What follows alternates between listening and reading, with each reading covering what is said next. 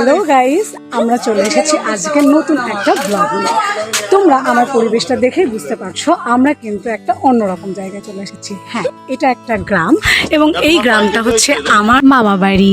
আর মামা বাড়িতে এসে সব দলবল মিলে আমরা যাচ্ছি মদাপুর নামের একটি গ্রামের বিখ্যাত একটি মন্দিরে। ছোটবেলা থেকেই এই গ্রামের সাথে জড়িয়ে আছে আমার অনেক স্মৃতি। এখানে আমার সাথে কিন্তু রয়েছে আমার মামাতো বোনেরা আর তাদের হাজবেন্ডরা। রাস্তায় কাদা থাকায় আমাদেরকে নামিয়ে অটোটা সামনের দিকে এগিয়ে গেল আর আমরাও ততক্ষণে পৌঁছে গেলাম মন্দিরে। লোকমুখে শোনা যায় এই মন্দিরটি অনেক জাগ্রত একটি মন্দির এবং অনেক প্রাচীন একটি মন্দির। প্রতিদিন এই মন্দিরে শত শত ভক্তের আগমন ঘটে।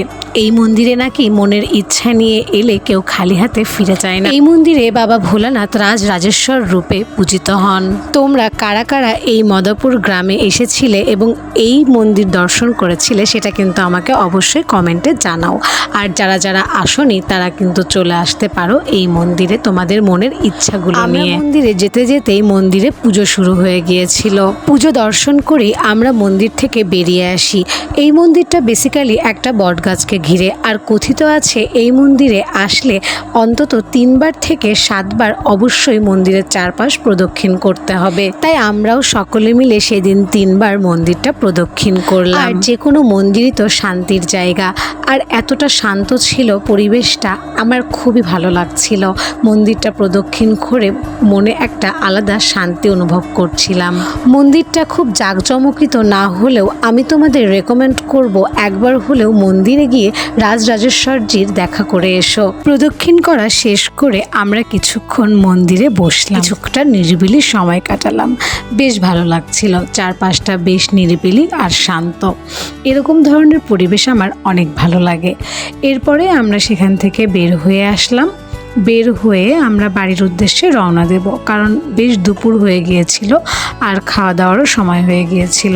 তো আমাদের অনেকটা খিদেও পেয়ে গেছিল, আমরা কিন্তু ওখান থেকে না খেয়ে ফিরিনি। মন্দির থেকে বের হয়ে ওই গ্রামের একটা বিখ্যাত হোটেল বলছিল সবাই, সেখানেই আমরা যাই এবং সেখানকার ফেমাস সিঙ্গারাটা আমরা অর্ডার করি। সিঙ্গারাটা খেয়ে ভালো লাগলো, কিন্তু সবাই যেভাবে বলছিল স্পেশাল সেরকম কিছু নয়।